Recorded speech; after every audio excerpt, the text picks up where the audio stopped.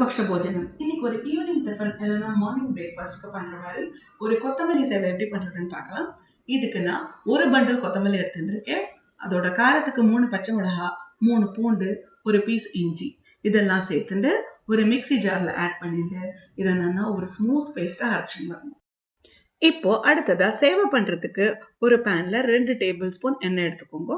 எண்ணெய் எடுத்துட்டு அதுல கொஞ்சமா ஜீரகம், கொஞ்சம் உளுத்தம்பருப்பு, அப்புறமா கடலைப்பருப்பு இதெல்லாத்தையும் சேர்த்து இதை நல்லா பொரிய விடணும்.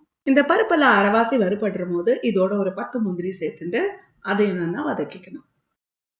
இப்போ நம்ம பருப்பெல்லாம் வறுபட்டாச்சு. இந்த ஸ்டேஜ்ல ஒரு பெரிய வெங்காயம் நீள வாக்குல ஸ்லைஸ் பண்ணியிருக்கேன், அதை சேர்த்துட்டு அந்த வெங்காயம் நல்லா ஒரு டிரான்ஸ்லூசன்ட் ஆற வரைக்கும் நல்லா வதக்கிக்கணும்.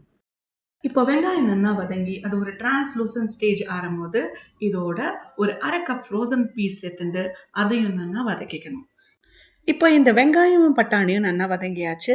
இந்த ஸ்டேஜில் நம்ம அரைச்சி வச்சுட்ட பேஸ்ட், கொத்தமல்லி பேஸ்ட்டை இதோட சேர்த்து கலந்துக்கணும். இந்த பேஸ்ட்டை சேர்த்துக்கிற போது இதுக்கு தேவையான உப்பையும் சேர்த்துட்டு பச்சை வாசனை போகிற வரைக்கும் கொதிக்க விடணும். இப்போ பச்சை வாசனை போகிற மாதிரி நல்லா கொதிச்சாச்சு. இப்போ இந்த ஸ்டேஜில் நான் 2 கப் இடியாப்ப சேவை குக் பண்ணி வச்சுருக்கேன், அதை இதோட சேர்த்துட்டு சேவை உடையாமல் இருக்கிறதுக்கு 2 கரண்டி சேர்த்துட்டு 2 சைட்லேருந்தும் இதை நல்லா மிக்ஸ் பண்ணி விடணும். மிக்ஸ் பண்ணி விட்டப்புறமா இதை மூடி போட்டு லோ ஃப்ளேமில் ஒரு 5 நிமிஷம் வரைக்கும் குக் பண்ணணும்.